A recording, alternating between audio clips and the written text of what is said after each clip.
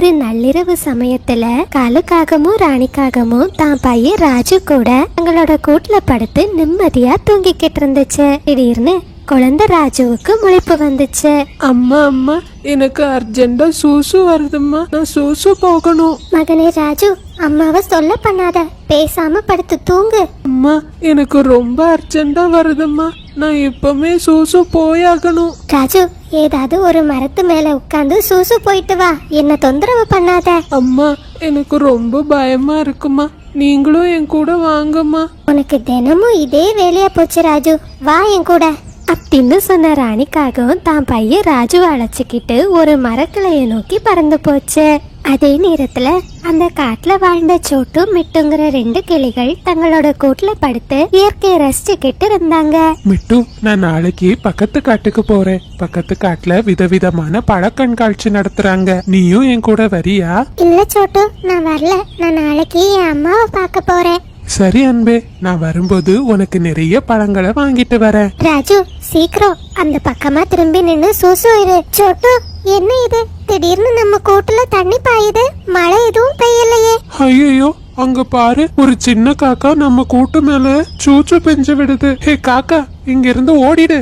இத பார்த்ததுமே ராணிக்காகமும் ராஜுக்காகமும் ரொம்ப சத்தமா சிரிச்சாங்க. மகனே ராஜு, நீ என்ன பண்ணி வச்சிருக்க? நீ சோட்டு கிளிய குளிப்பாட்டிட்டியே. சோட்டு, நீ குளிச்சு ரொம்ப நாள் ஆச்சுல்ல, அதனாலதான் என் பையன் இன்னைக்கு ஒன்னு குளிப்பாட்டி இருக்கா. இத கேட்டதுமே சோட்டு கிளிக்கு ரொம்ப கோபம் வந்துச்சு. அது தான் கூட்டுல இருந்த ஒரு ஆப்பிளை எடுத்து ராணி காகத்தின் மேல வீசுச்சு. வேகமா பறந்து போன ஆப்பிள் ராணி காகத்தோட வால்ல பட்டு கீழே விழுந்துச்சு. இதுல ராணி காகத்தோட வால் முழுவதும் உடைஞ்சு போயிடுச்சு. அம்மா, அங்க பாருங்க, சோட்டு அங்கிள் உங்க வாலை உடைச்சிட்டாரு. தன்னோட வால் உடைஞ்சத பார்த்த ராணி காகத்துக்கு ரொம்ப கோபம் வந்துச்சு. ஹே சோட்டு, நீ என்னோட வாலையே உடைச்சிட்டியா? இப்போ உன்னை என்ன செய்யறேன் பாரு, உன்னை நான் சும்மாவே விட மாட்டேன். ராணிக்காக இப்படி சொன்னதை கேட்ட 2 கிளிகளும் ரொம்ப பயந்துட்டாங்க. சோட்டு, சீக்கிரம் இங்க இருந்து கிளம்பிடுங்க, அந்த காகம் உங்களை சும்மா விடாது. சோட்டு கிளியும் ரொம்ப வேகமா பறந்துச்சு. ராணிக்காகவும் சோட்டு கிளிய துரத்திக்கிட்டே பறந்து போச்சு. ஆனா சோட்டுவை பிடிக்க முடியல. ராணிக்காகவும் மறுபடியும் சோட்டுவோட மனைவியை நோக்கி பறந்து வந்துச்சு. மிட்டு, உன் கணவர் கிட்ட சொல்லிடு, நாளைக்குள்ள என்னோட வாலை திருப்பி தரலன்னா உன் கணவரோட வாலையும் உடைப்பேன், காலையும் உடைப்பேன், நல்லா ஞாபகம் வச்சுக்கோ அப்படின்னு சொன்ன ராணிக்காகவும் தான் பையன் ராஜுவை கூட்டிக்கிட்டு தன்னோட வீட்டுக்கு பறந்து போச்சு. மறுநாள் காலையில 2 கிளிகளும் மீனுக்குருவிய பாக்குறதுக்காக பறந்து போனாங்க. மீனு, நேத்துக்கு ராத்திரி ராணி காகத்தோட பையன் எங்க கூட்டு மேல சூசு இருந்துட்டான். அதுல எனக்கும் ராணி காகத்துக்கும் சண்டை வந்துச்சு. நான் தெரியாம ராணி காகத்தோட வாலை உடைச்சிட்டேன். ஐயோ சோட்டு அண்ணா, ராணிக்காக ரொம்ப பொல்லாதது. நாம எப்படியாச்சும் அதனோட வாலை அதுக்கு திருப்பி கொடுத்துடணும். அந்த சமயத்துல ராணிக்காக ரொம்ப கோபமா கிளி இருக்கிற இடத்த நோக்கி பறந்து வந்துச்சு. ஹே சோட்டு, நீ என்கிட்ட இருந்து தப்பவே முடியாது. எங்க என்னோட வால்? சீக்கிரம் என் வாலை எனக்கு பழையபடி திருப்பி கொடு.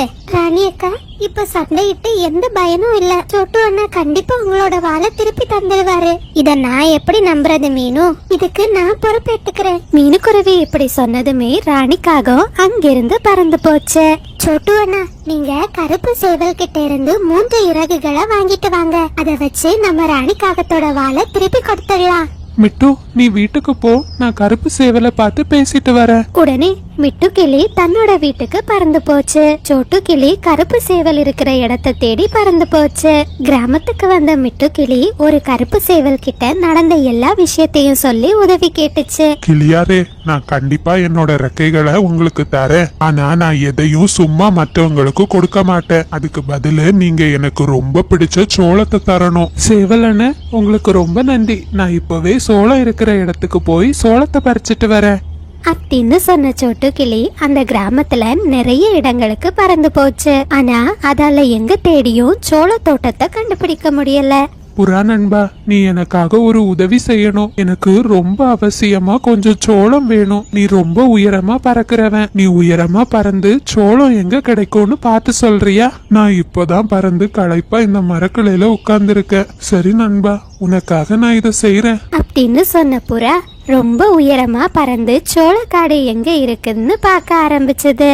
அன்பா சோட்டு, இந்த கிராமத்துல இருக்கிற ஆற்றங்கரை பக்கமா ஒரு விவசாயி நிறைய சோளங்களை பயிரிட்டு இருக்காரு. இந்த விவசாயி இப்ப சோளக்காட்டுல தான் இருக்காரு. நீ அவர்கிட்ட போய் உதவி கேட்டு பாரு. இத கேட்டது அதான் உங்களுக்கு பிடிச்சிருந்தா லைக் பண்ணுங்க, ஷேர் பண்ணுங்க, அப்படியே சப்ஸ்கிரைபும் பண்ணிடுங்க. சோட்டு கிளி ரொம்ப சந்தோஷம் ஆகிடுச்சு. அது புறா சொன்ன இடத்த நோக்கி பறந்து போச்சு. விவசாயி, நீங்க எனக்கு தயவு செஞ்சு உதவி பண்ணுங்க. நான் ஒரு பெரிய பிரச்சனையில மாட்டிக்கிட்டு இருக்கேன். என்ன கிளியே, நான் உனக்கு என்ன உதவி செய்யணும்? உனக்கு என்ன வேணும் சொல்லு. உடனே சோட்டு கிளி நடந்த எல்லா கதையையும் விவசாயி கிட்ட சொல்லுச்சு. சோட்டு கிளி சொன்னதை கேட்ட விவசாயியும் சோட்டு கிளிக்கு சோளத்தை கொடுக்க சம்மதிச்சாரு. சோட்டு கிளியோ அந்த சோளத்தை வாங்கிக்கிட்டு ரொம்ப சந்தோஷமா கருப்பு சேவல் இருந்த இடத்த நோக்கி பறந்து போச்சு. கருப்பு சேவலோ தன்னோட வீட்டுல ரொம்ப அயர்ந்து தூங்கிக்கிட்டு இருந்துச்சு. சேவல் அண்ணே, எலும்புங்க, நான் சோளம் கொண்டு வந்திருக்கேன். உங்க வீட்ல இருந்து வெளியே வாங்க. ஆனா ரொம்ப அயர்ந்து தூங்கிக்கிட்டு இருந்த சேவலுக்கு எதுவும் கேட்கல. குருவி, எனக்கு ரொம்ப பயமா இருக்கு. என் கணவர் இன்னும் ரெக்கையை எடுத்துட்டு வரல. அவர் எங்க மாட்டி இருக்காரோ? மிட்டு அக்கா, நீங்க கவலைப்படாதீங்க. கண்டிப்பா சோட்டு அண்ணா ரெக்கையை எடுத்துக்கிட்டு சீக்கிரம் வந்துடுவாரு. அப்படியே சாயந்தர நேரம் ஆச்சு. கருப்பு சேவலோ சூரியனை பார்த்து ரொம்ப சத்தமா கத்துச்சு. அந்த சமயத்துல சேவல் கிட்ட இருந்து 3 இறகுகள் கீழே விழுந்துச்சு. இல்லையே, நீ நான் கேட்ட சோளத்தை கொண்டு வந்திருக்கியா? ஆமா சேவல் அண்ணே, நான் கொண்டு வந்திருக்கேன். பிறகு சோட்டு கிளி சேவல் கிட்ட சோளத்தை கொடுத்துச்சு. சேவல் தன்னோட 3 ரெக்கைகளை சோட்டு கிளி கிட்ட கொடுத்துச்சு. அந்த ரெக்கைகளை வாங்கின கிளி ரொம்ப சந்தோஷமா தன்னோட காட்டுக்கு பறந்து போச்சு. மீனு, எனக்கு கோழியோட ரெக்கை கிடைச்சிடுச்சு. இங்க பாரு, நான் கொண்டு வந்துட்டேன். காடு, என்னால வால் இல்லாம வெளியே தலை காட்ட முடியல. ராணி, ஒரு உண்மையை சொல்லட்டா? பால் போன அப்புறம் தான் நீ பாக்குறதுக்கு ரொம்ப அழகா இருக்க.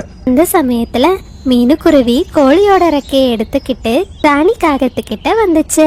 ராணி அக்கா, நான் ரெக்கையை கொண்டு வந்துட்டேன். அங்க இப்பவே ஹாஸ்பிட்டல் போய் உங்க ரெக்கைய மறுபடியும் சரி செய்திடலாம். பிறகு டாக்டரோ ராணிக்காகத்தோட வால் இருந்த இடத்துல சேவலோட ரெக்கைய பொருத்தினாங்க.